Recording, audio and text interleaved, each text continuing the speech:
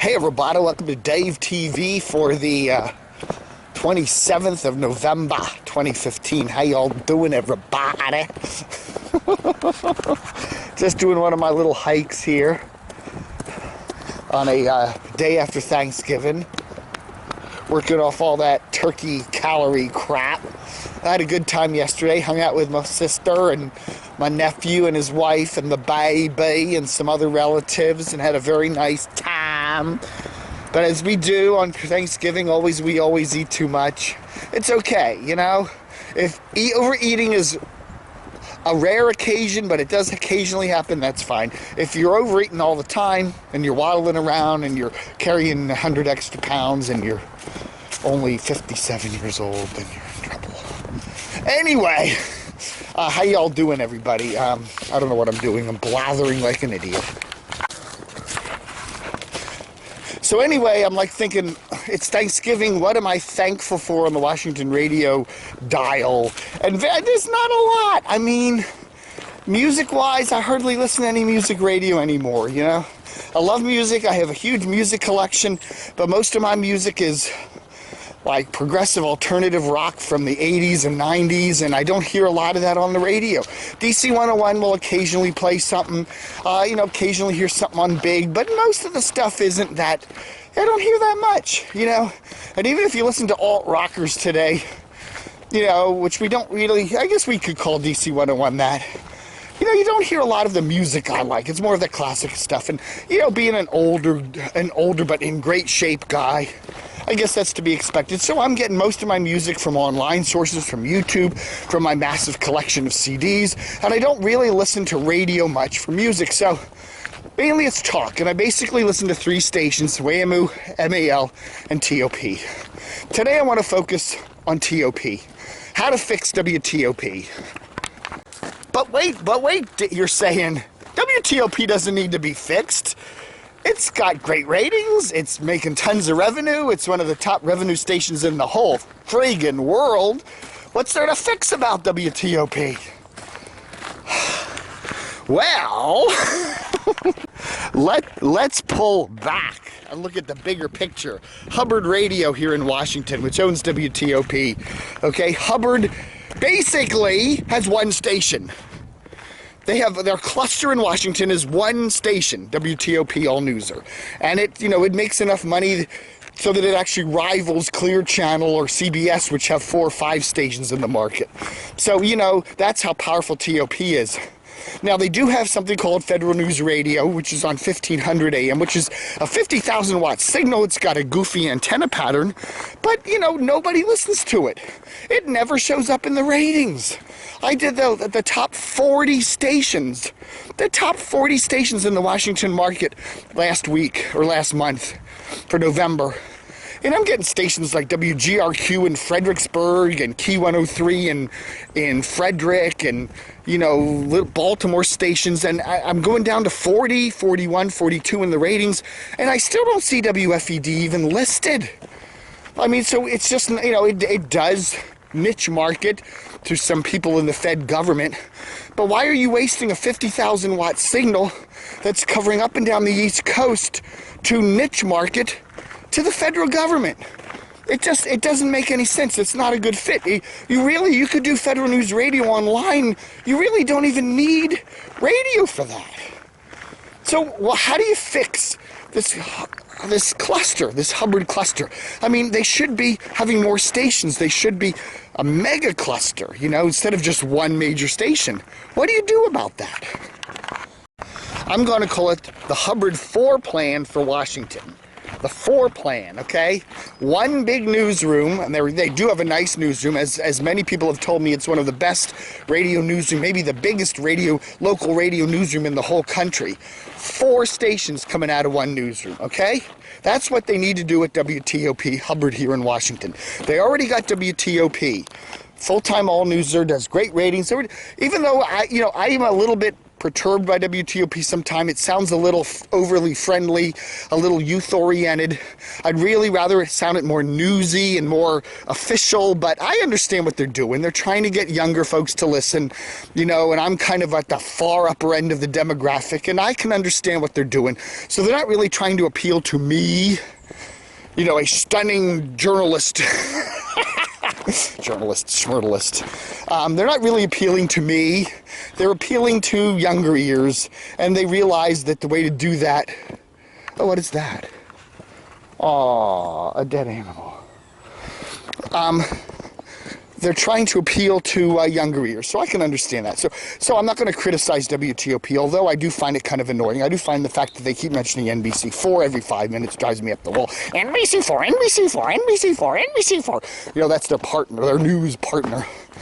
I almost feel like saying, why don't you just shut your news department down and just leech off of NBC4 for everything. Anyway, I digress. What we need to do, what Hubbard needs to do, is have WTOP and 4 stations coming out of that newsroom. All news are WTOP, which can stay just where it is. They've got a perfect mix of FM signals, 103.5, 103.9, 107.7. It's great. That's perfect. Got great coverage. They sound good. They're doing the right thing. There's nothing to fix about the station itself, I don't think. And then what they need to do is take WFED, Federal News Radio, which is that little niche station. And I don't know, you know, they do have 1050 AM here in Washington, which they lease out to a Spanish, Mexican-y thing. That even might be a better signal for WFED. You know, it just kind of covers the core of the metro area, and nobody's listening to it on the radio anyway, so why put it on a big signal? Put it on 1050 or get another AMer, or I'm sure you can find another AMer in the market to stick WFED on if it must be broadcast. Otherwise, just make WFED an online service, streaming service, because no one's listening to it now. No one's going to listen. It just is it's a niche-y thing. It's almost like a Politico-y service. It's just going out to a certain niche. Then what you do is you take 1500 and you turn that either into a sports talker or a talker. So what WTOP needs to be doing is they need to have the 4 signals. They need to have an all-newser, which they do, WTOP. They need to keep going the WFED, the niche Federal News Radio. They need to have a sports talker full-time, and they need to have a talker, okay, full-time. And the 4 signals, and they need to find signals they can put them on.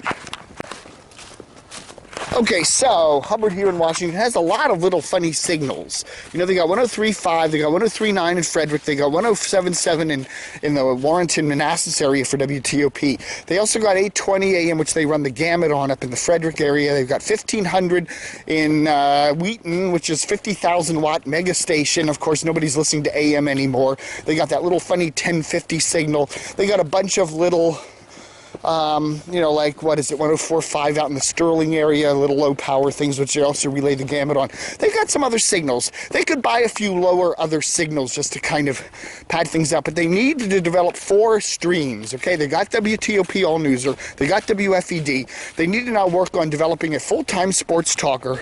They almost are there, because when you listen to a lot of games now, they're on 1500 AM. So 1500 AM, while it is Federal News Radio, and oftentimes in the evenings now, they're broadcasting sports. So it's practically already there. They need to develop a full-time sports talker. Now, I realize this market is already cluttered with sports talkers. We already got CBS's 105, 106.7 The Fan. We got Dan Snyder's ESPN 980, and a third sports talker might not make any sense, but you already got this big newsroom. You got a good sports department already at WTOP. Why not go for it? There's obviously teams that want to be heard in the Washington market. 1500 is a great signal. You could pair that with some smaller, weaker FM or one of those inner city like 97.5 or 106.3 or something like that. Find that, get a couple of those signals, like Bluegrass Country 105.5. Even though American University, it's only a 200 watt signal, but it does cover everything inside the Beltway. You could pair 1500 up with some low powery thing like that, and you could get okay coverage. Now, you may not get stunning ratings. You may not overturn the megalith of the 106.7 The Fan at 17th place, but you're feeding a sports talker. You've got, don't worry about the ratings, worry about the revenue, as Mr. Jim Farley always says. Jim Farley. Do you know, I'll get into that in a minute.